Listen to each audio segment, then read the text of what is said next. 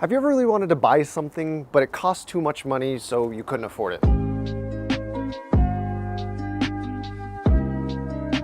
Well, if you're smart, or if you watch this video, it doesn't have to be that way. The question I get asked more than anything is, I have this much money, what can I do with it? And the reason that question is so difficult is because every person is working with a different amount of money. Some people are ready to drop $5,000 on a PC, and some people have asked me to build them one for $20 and some weird stuff. So no matter how much money you have, this video will show you how to get the most value out of your budget, including $20. That's not clickbait, I've done it.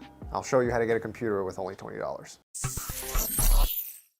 First of all, if you want to ask more questions, find anything confusing, or need more specific information about anything in this video, come to my Twitch live streams. Most of the time I'm there to entertain, but I also spend a lot of time answering questions so that people don't make a bad purchase. And it's not just me. We have a lot of smart people there too, so be sure to join the Discord server, which is linked below, and follow me on Twitch so that you know when I go live. That is the best way that I can help you. Okay, so we have a few notes to go over before we get into these lists. Number 1, every list on this video will be good performance-wise for at least 2 to 3 years and will only include brand new parts. As more demanding games come out, you will need to adjust your settings, but you won't need to sell your PC and buy a new one. Number 2, you might be thinking, Black Friday's right around the corner. Why don't I just wait and buy a cheaper pre-built PC?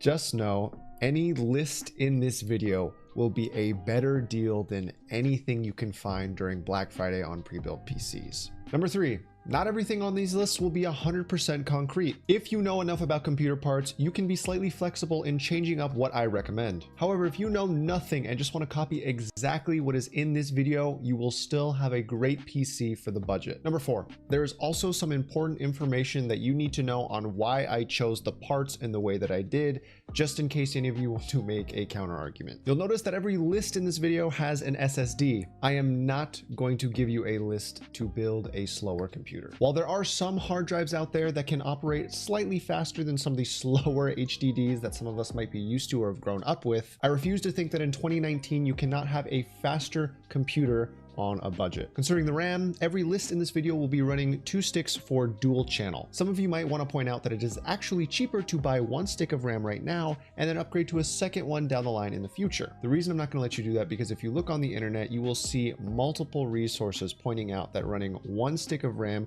will dramatically decrease the performance of your computer. If you want to use gaming as an example, you can check out Jay's 2 cents video on how memory allocation affects performance, and you will notice there's quite a big dip in FPS if you run it that way. I promise you the $5 to $10 you will save on that 1 stick of RAM is not worth the performance drop. Concerning power supply options, you will notice I used PCPartPicker.com, and in all of those lists, I have what is the cheapest power supply that will support a graphics card as well as a CPU. Do not buy that power supply. There are actually $10 to $20 cheaper options available on Amazon or on the B-Stock site for EVGA. I have those linked in the description, so if you want to buy those, which you should, it's better value, just look below. Just note that Amazon is a little bit more pricey, so if you really want to get the best value, buy a B-Stock EVGA power supply. You should be able to get a 600 watt one at all times for around $30. Number 5.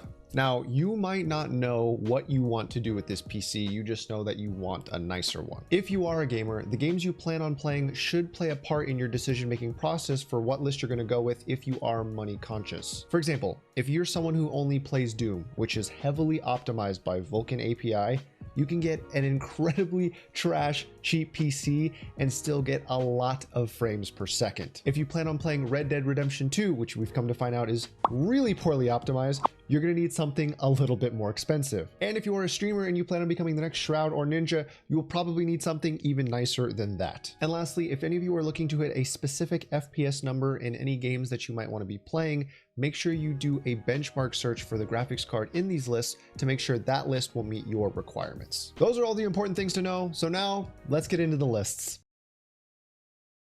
First off, we have the no budget gaming PC. And I'll be honest, this is half a joke. But if you are someone who enjoys throwing money at things without a care in the world, or if you need to compensate for something, then this is the PC for you. The entire thing is going to cost you just under $8,000. In this completely unnecessary powerhouse, you are going to have a 32-core, 64-thread processor, 128 gigabytes of RAM, and 2 RTX 2080 Ti's. If you don't understand anything I just said, just know this is the Bugatti Veyron of PCs. Why would you get this? You're either buying the head editor of your professional video editing company a new toy, or you're incredibly insecure. So you've got a nice chunk of cash and you're looking for something serious that can do it all. This is a great system and it is very comparable to what I have for myself. With this, you'll be getting the Ryzen 9 3900X, which is a 12-core, 24-thread processor, which can handle it all. From editing to rendering to streaming to gaming, etc., this thing can do it with ease. The graphics card is a major part of this budget, which is an RTX 2080 Ti. It's one of the nicest consumer graphics cards you can have right now, and it can handle any game at any settings at any resolution. Whatever you want to throw at it, it can handle it. This system has 32 gigabytes of RAM, which can easily handle your millions of Chrome tabs, which all definitely have safe for work videos on them. If you're an editor or content creator, this is really nice to have because you don't need to open and close different programs to allocate more RAM for one program over the other. With this list, you're basically getting the same exact PC from the list before. The only difference is the graphics card. Instead of an RTX 2080 Ti, you will be getting an RTX 2080, which most of you will never notice the difference performance-wise. The only circumstance in which someone will notice the performance dip is if you are a gamer who likes to play games at 4K. And to be honest, I don't understand those people. Why are you so extra?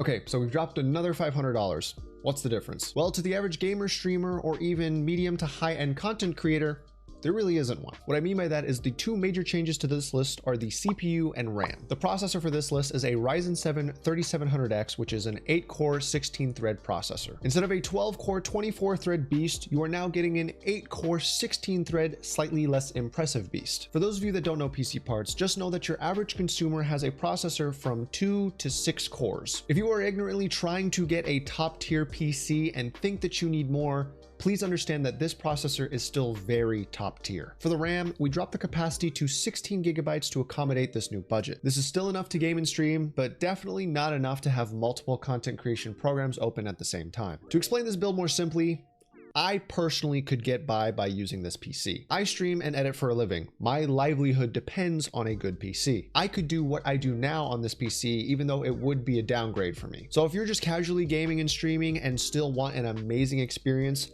this will deliver that as well. Okay, so this list is similar to the previous. The only difference is the graphics card. Instead of an RTX 2080, we are going to be going with an RTX 2060 Super, which if you wanted could be replaced by an RX 5700 XT if you wanted to save yourself even more money and you don't particularly care about the ray tracing technology that comes with RTX cards. If you don't know what ray tracing is, just Google it. Basically what it does is it makes the games that you play a little bit more immersive if the game supports it. In my opinion, it's definitely not necessary, but it is nice to have. The only regular consumer downgrade with this card is that you will no longer be able to game as well at higher resolutions. I'm talking to the people who like playing at 1440p or 4K. And if you are someone who likes to stream off of their graphics card specifically, you will need to drop your settings just a bit when you are playing seriously demanding games. Okay, so we dropped another $500. You're probably thinking, we're going to start noticing some serious performance loss. To that I say, yes, but also no. In this list, the major differences are the CPU and graphics card. Instead of a Ryzen 7 3700X, we're going to be going with a Ryzen 7 2700X, which I mentioned earlier. Remember, it is only 10% worse. But you should be aware of this. Price-wise, the 2700X is actually 30% cheaper than the 3700X. So if you're just going off value alone, the 2700X is actually a better buy. For the graphics card, there is definitely a decent downgrade here because this list utilizes the GTX 1660, which is about 30% worse on average in comparison to the RTX 2060 Super. Now you might be thinking 30% is pretty absurd. That's a huge dip. However, this list is $500 cheaper than the last one for what is still a pretty high-end gaming PC. Now you might be thinking 30% is pretty absurd. That's kind of a big number. However, keep in mind that this list is $500 cheaper than the last one for what is still a top tier PC. If you're a gamer who also likes to stream, you're definitely going to want to use your CPU when streaming off of this specific PC so that your graphics card can focus on allocating all of its resources to the game. If you're comparing it to the last list, you will still have nice stream quality because of how powerful the 2700X is, and honestly, you will still have a really nice gaming experience as well. Feel free to look up the benchmarks of the GTX 1660. It may not be the most amazing card, but if you're playing games at 1080p, you can still run just about anything on high settings. Okay, so we have definitely now entered the lower budget end of PC building. These lists going forward will be the lists that definitely compete and beat out any Black Friday pre-built PC that you're going to find. Like I said before, anything in this video is going to do that, but these ones specifically will give you much better value than anything even comparably priced. I say that because there are actually some decently priced pre-built PCs coming from CyberPower PC during Black Friday. If you don't want to build your PC and you want more information on that, follow me on Twitter. I am posting a Black Friday guide for all things tech related, including those pre-built PCs. So make sure to check it out. Anyways, this list is my favorite out of all of them. This is the one that I use most often when I'm trying to surprise someone with a new PC or get them into gaming, and I really want them to have a great experience. Here you are getting a Ryzen 5 2600, which is a 6-core 12-thread processor, 16 gigabytes of RAM, and an RX 580 8GB graphics card. Now, I know I said earlier that the average consumer processor can be anywhere from 2 to 6 cores, but don't think for a second that this processor is underwhelming in any way. This is actually one of the last processors I would recommend if you were looking to start streaming seriously but are on a budget. The quality this thing is capable of is actually just good enough to make you look professional, can handle any game you're going to want to play, and can also handle medium levels of content creation. As for the graphics card, the RX 580 8GB variant is actually my favorite budget graphics card. You can run a great stream off this thing as well as play most games on high settings at 1080p. For esports titles or shooters that require high FPS, you can also drop the settings slightly in-game to reach that 144 sweet spot or maybe even 240 FPS. It depends on the game. Let me say this again. This is my favorite list out of all of them in this video. I cannot stress to you how much performance you are getting for how little you are spending on this PC. Now we're getting into the area where we're making sacrifices. I'll be honest with you. This PC is not very pretty. This is the only time I will point that out because the rest of the budgets going forward require you to get the cheapest case possible in order to stay under budget. So if you can find something cheaper than what I've linked below, feel free to change it. That said, what this PC lacks in looks, it makes up for in performance. This PC uses the Ryzen 5 1600, which is also a 6-core 12-thread processor. It's just slightly weaker in the previous generation of the Ryzen 5 2600. We also have to drop our RAM capacity to 8 gigabytes, which makes multitasking on this PC a lot more difficult. What's crazy about this build is you are actually still able to stream as well as game. That's right, you can have a gaming and streaming processor for $400 using new parts. The processor is the only thing you are going to be able to stream off of because the graphics card is the GTX 1650. It's not so much that that graphics card is incapable of streaming, it's just a weaker variant of the 1650, so you're not going to want to use that for any encoding. That said, it's not that bad of a card. It can still play a lot of games pretty decently on 1080p. I would recommend keeping most of your games at medium settings. Content creation is definitely still possible on this PC. However, I would strongly advise against longer form 10-minute videos because that will start to burden your editing software. This is mostly due to the smaller RAM capacity. Overall, this is a solid system. If you're just gaming, this is an awesome option, and if you want to do a little bit more than that, this PC is still capable.